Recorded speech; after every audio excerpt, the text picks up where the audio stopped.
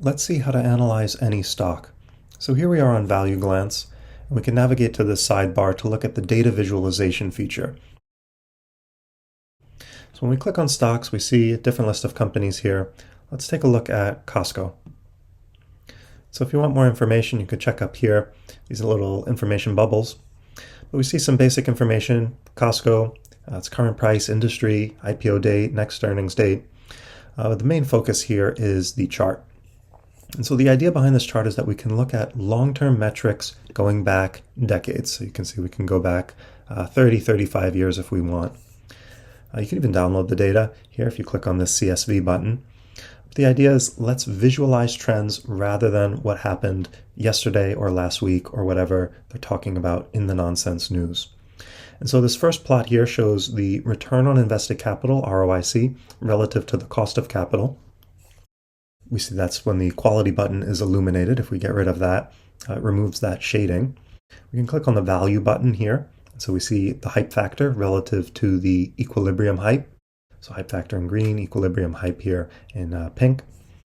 And we notice that when we click these different buttons, it lights up a different side of the trading quadrant. So here we have the value button illuminated, and we see that lights up the overvalued side here because the Q, hype factor, is greater than the equilibrium. If we switch over to quality, we see the good quality side lit up because the ROIC is above the cost of capital. So we could put 2 and 2 together and we see, oh, that lights up this trim in the trading quadrant. Again, if you want more info, you can click on the info buttons here.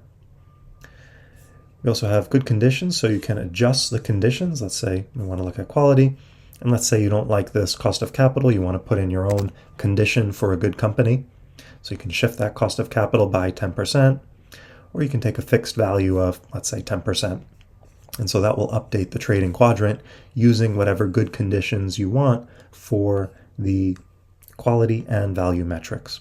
And again, you can read some more info there.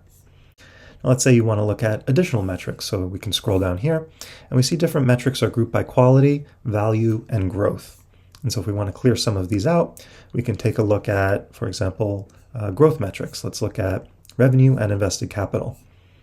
So we can plot these, again, over the long term, over decades, and you'll notice we're plotting on the log scale. So now we can clearly see exponential behavior because a linear line on a log scale plot is exponential growth. And so we can really see long-term trends here. Let's say you want to take a look at valuation. So we can come over here, click on free cash flow yield or earnings yield, for example. I can clear out this growth. And so now we can zoom in and look at how the valuation was changing. In this case for Costco, and see these long-term trends of now valuation. So how much we're paying versus how much we're getting out in terms of free cash flow or earnings. If you want more info on any of these metrics, you can hover over the little information button.